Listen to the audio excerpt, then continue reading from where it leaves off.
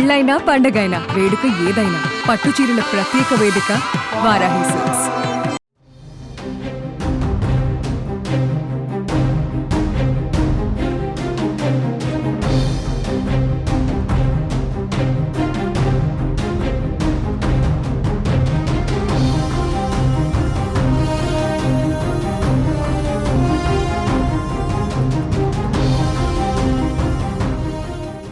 హైదరాబాద్ కాచిగూడలో ఓ వ్యాపారవేత్త ఇంట్లో భారీ దోపిడీ జరిగింది. వ్యాపారవేత్త దంపతులకు మత్తుమందు ఇచ్చి 2 కిలోల బంగారు నగలు 3 కోట్ల నగదుతో ఉడాయించారు. కాచిగూడకు చెందిన వ్యాపారవేత్త హేమరాజ్ ఇంట్లో నేపాల్కు చెందిన వారు పనిచేస్తున్నారు. ఈ క్రమంలో ఆదివారం రాత్రి హేమరాజ్ దంపతులకు భోజనంలో మత్తుమందు కలిపి పెట్టారు. అనంతరం డబ్బు నగదుతో పరారయ్యారు.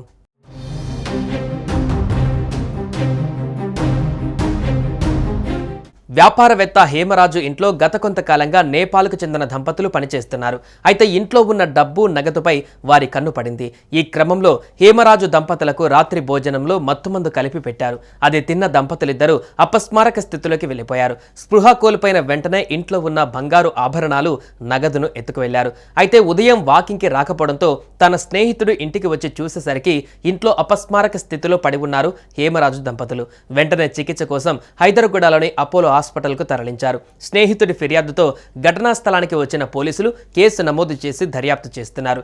ఇంటి నుంచి బంగారు ఆభరణాలు నగదు ఎత్తుకు వెళ్లిన నేపాలీ దంపతుల కోసం పోలీసులు గాలిస్తున్నారు. కాగా పని మనుషులను ఎంచుకునే ముందు తగిన జాగ్రత్తలు తీసుకోవాలని పోలీసులు సూచిస్తున్నారు.